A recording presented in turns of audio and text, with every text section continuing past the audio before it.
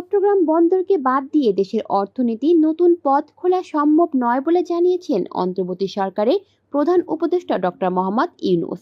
বুধবার সকালে চট্টগ্রাম বন্দর পরিদর্শনকালে দেওয়া এক বক্তব্যে তিনি এই কথা বলেন। উপদেষ্টা বলেন, বন্দরের পরিবর্তন নিয়ে আগে লেখালেখি করলেও এবার সুযোগ পেয়েছি। এটাকে সত্যিকারের বন্দর হিসেবে তৈরি করতে প্রথম দিন থেকে কাজ শুরু করেছি। চট্টগ্রাম বন্দরকে দেশের অর্থনীতির হৃৎপিণ্ড উল্লেখ করে তিনি বলেন, চট্টগ্রাম বন্দরকে বাদ দিয়ে বাংলাদেশের অর্থনীতির নতুন পথ খোলা সম্ভব নয়। এ সময় চট্টগ্রাম বন্দরের কর্মক্ষমতা বৃদ্ধি করতে বিদেশিদের সম্পৃক্ত করার পরামর্শ দেন তিনি। এর আগে সকাল 9:15টার দিকে চট্টগ্রাম পৌঁছান প্রধান উপদেষ্টা। অন্তর্বর্তী সরকারের প্রধান উপদেষ্টার দায়িত্ব নেওয়ার পর প্রথমবারের মতো চট্টগ্রাম সফরে যান তিনি। একদিনের এ সফরে যোগ দেবেন চট্টগ্রাম বিশ্ববিদ্যালয় সমাবর্তনে। এছাড়া কালুরঘাট সেতুর ভিত্তিপ্রস্তর স্থাপনের কথা রয়েছে তার।